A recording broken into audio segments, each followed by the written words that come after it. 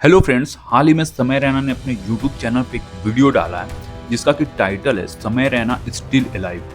अगर आप ऊपर से इस वीडियो को देखोगे ना तो आपको एक स्टैंड अप स्पेशल लग सकता है, लेकिन असल में ये वीडियो सिर्फ स्टैंड अप कॉमेडी का नहीं है। ये एक तरह से आईना है, समाज का कह सकते हो, इस वक्त का कह सकते हो। इसमें सिर्फ जोक्स नहीं है, इसमें समय के अपने एक्सपीरियंसेस हैं, उसकी सोच है, वो चीज़ें हैं जो उसने खुद एक्सपीरियंस किया है। अभी पता ही होगा आपको कि उसके जो शो है लेटेंट, उस पे केस हो गए थे, एफआईआर हो गए थे, क्योंकि वहाँ पे अलग-अलग जो गेस्ट आते थे वो भी कुछ बोलते थे और जो परफॉर्मर्स है उनके भी अतरंगी जो है वो बोलने का तरीका होता था, नो फ़िल्टर था, तो लोग कुछ भी बोल जाते थे और उसी में एक गेस्ट ने ऐसा कुछ बोल दिया जिसके बाद से ये एफआईआर हो गई। एक्चुअली आप इसको देखोगे तो ऐसा नहीं था कि उस दिन के लिए ही एफआईआर हुआ था, ऐसा नहीं है।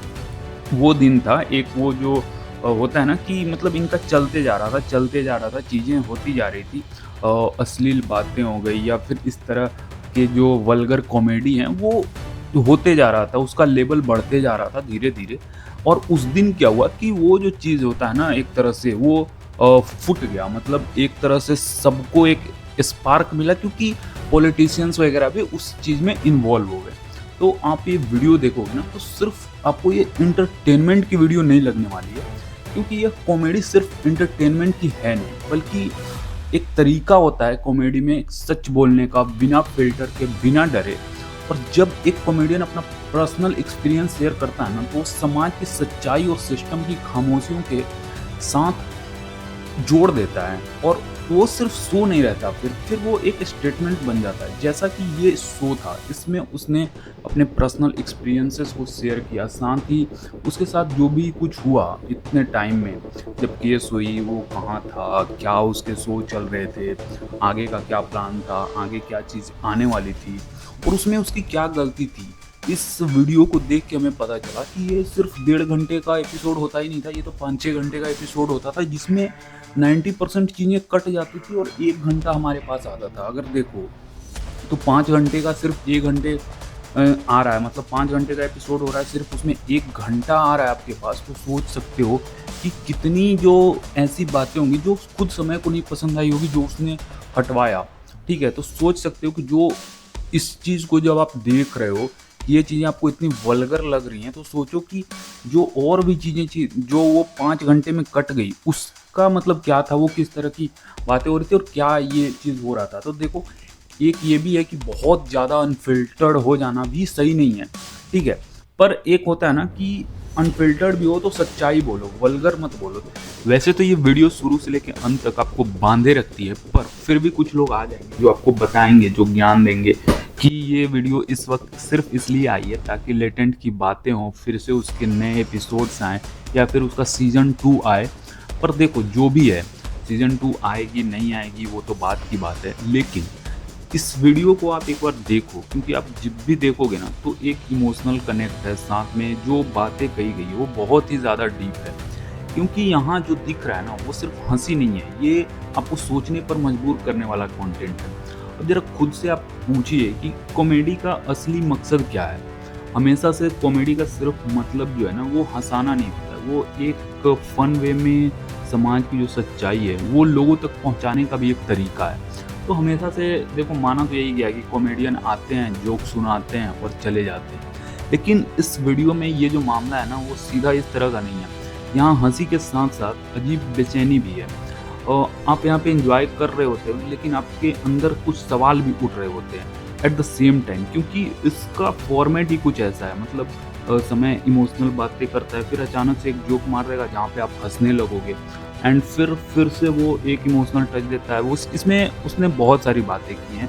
उसने कश्मीर के बारे में बात किया है कि तब कश्मीर में जो 5% कश्मीरी थे, उनका लाइफ कैसा था जब वो वहाँ से कश्मीर छोड़ने पर वो बेबस हुए। उसके बाद आज वो जिस फील्ड में भी हैं वो मचा रहे हैं। तो ये बातें भी की कि मतलब हर टफ सिचुएशन में आपको वहाँ पे रह के लड़ना ज़रूरी नहीं है। आप वहाँ से निकलो एंड जब चांस मिले तब आप अपने आप को प्रूव करो, ये चीज़ें बताई गई हैं। ठीक है? तो ये सिर्फ पंच लाइन वाली जो वीडियो है वो नहीं है, आपको इसमें एक पूरा पीओवी मिलेगा अपने समाज का कि कैसे एक बात पे जो इनका केस हुआ, एफआईआर हुआ, उन पे इनकी सालों की जो मेहनत थी, जैसे बियर बाइसेप्स की ले लो, तो उसने भी बहुत मेहनत किया है। स्टार्टिंग उसने फिटनेस से शुरू किया, फिर उसने पॉडकास्ट किया और भी कई तरह की चीज़ें वो किया। मतलब एक टाइप से वो ठीक-ठाक बंदा रहने का कोशिश कर रहा था इंटरनेट पे, पर जो चीज़ें हुई उसके साथ, ठीक है, तो उसमें देखो उसकी भी क्या गलती है, बेचारा सोचा कि ओपन हो जाते हैं और कुछ ज़्यादा ही ओपन हो गया, ओपन उसके बाद जो भी चीज़ें हुई, ठीक है। पर वही है ना कि उनकी सालों की जो मेहनत थी वो सिर्फ़ एक वीडियो से बर्बाद हो गई। इसमें समय ने एक बहुत ही सही बात किया है कि आपका जो भी फ़ेवरेट यूट्यूबर है या फिर कंटेंट क्रिएटर है, उसने कभी ना कभी लाइफ़ में कुछ ऐसा ज़रूर किया है जिस पे आपको कि आप शायद आपको शर्म आ जाए उसकी उस हरकत पे। पर होता है, वो सबके साथ होता है क्योंकि इंटरनेट है भाई, कहीं न कहीं कभी न कभी किसी के मुँह से कुछ निकल ही जाएगा। पर ये भी चीज़ देखो कि देखो मेरा एक पर्सनल पीओवी ये भी है कि आपको इतना भी ज़्यादा ओपन नहीं होना चाहिए। एक फ़िल्टर हमेशा होना चाहिए बोलने में कि आप क्या बोल रहे हो, ठीक है? तो वो चीज़ें हैं। और एक चीज़ और है कि आप जितना गंदा बोलोगे ना, उससे ज़्यादा इम्पैक्ट क्रिएट नहीं होता है। आपको अगर सही चीज़ें हैं उसको आप शांति से अच्छे से बोलो तो वो ज़्यादा इम्पैक्टफुल लगता है। पर कॉमेडी का ये भी मतलब आजकल निकाल दिया गया कि कॉमेडी है तो उसमें गालियाँ दो, और गालियाँ दोगे तभी चलती भी है, लोग सुनते भी हैं। पर आज भी जाकिर खान जैसे लोग अवेलेबल हैं जिन्होंने गाली नहीं दी अपनी वीडियो में, पर फिर भी वो कम फेमस नहीं है। फिर वो अपनी चीज़ें जो हैं वो सही जगह पे कर रहे हैं। समय का देखो, ये वीडियो समय का मैं देख के इसलिए भी बना रहा हूँ क्योंकि उस वीडियो में सिर्फ उसने गाली वाली कंटेंट नहीं बनाई है, उसने बहुत इमोशनल बातें भी की है, बहुत सारी अच्छी बातें भी की हैं। तो उस बारे में भी ये वीडियो है और साथ में ये भी दिखाया कि कैसे एक छोटे मुद्दे पर जो पुलिस है वो कितना ज़्यादा एक्टिव हो गई समय के खिलाफ या फिर बियर बाइसेप्स के खिलाफ और भी जो पैनल में जो भी गेस्ट थे उनके खिलाफ।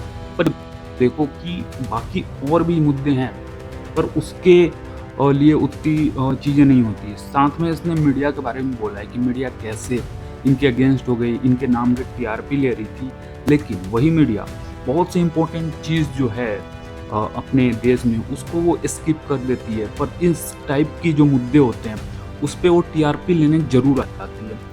वो भी चीज़ है। बाकी आप तो ज़रूर देखेंगे वीडियो, क्योंकि जब मैं देख रहा था भाई, जब ये वीडियो अपलोड हुआ था उसके कुछ घंटे बाद मैं देख रहा था, उसमें 6 लाख 7 लाख व्यूज़ थे उसमें। 1 या 2 घंटे की मैं बात कर रहा हूँ। 1 या 2 घंटे बाद मैं जब देख रहा था, जब 6 या 7 लाख वीडियो थे, वीडियो देखते-देखते अंत होते-होते वो मिलियन में पहुँचा। अभी मैं सुबह देखा था तो उसके लगभग 15 मिलियन हो चुके थे और अभी शाम में देख रहा हूँ तो वो 25 मिलियन हो गए हैं। तो आप समझ सकते हो कि कितना ज़्यादा वायरल हो रहा है। और इसमें कुछ भी इसने पीआर नहीं करवाया इसका कि वीडियो आने वाला है, शो आने वाला है, ऐसा कहीं भी आपका इस चर्चा आप नहीं देख रहे थे इसके वीडियो आने से पहले। पर जब ये वीडियो फटा आया, मतलब लोग पागल हो गए, लोग इंतज़ार कर रहे थे, लोग देखना चाहते थे, लोग समय रैना के पीओवी से देखना चाह रहे थे कि उसने क्या फेस किया, क्या चीज़ें हुई थी एग्जैक्टली वहाँ पे। तो ठीक है, आप भी वीडियो अगर देखो तो कमेंट करके बताओ आपको इस वीडियो में कौन सी बातें अच्छी लगी और कौन सी खराब लगी। क्या आप चाहते हो कि वीडियो पे जो कॉमेडी है उस पे कुछ फ़िल्टर हो, और या फिर आप चाहते हो कि ये जिस तरह से ये लोग गाली दे के वीडियो बनाते हैं वो कंटिन्यू किया जाए? क्योंकि जाकिर खान की भी एक वो है ना पीओवी है, वो भी तो कॉमेडियन है, वो भी कर रहा है, पर वो गाली नहीं देता। बावजूद इसके उनकी वीडियो चलती है, उनसे लोग कनेक्ट कर पाते हैं। तो आप बताओ कि आपको कैसा कॉमेडी पसंद है और कौन कॉमेडियन आपको सबसे ज़्यादा पसंद है? आप कमेंट करके ज़रूर बताएं। ठीक है, थैंक यू।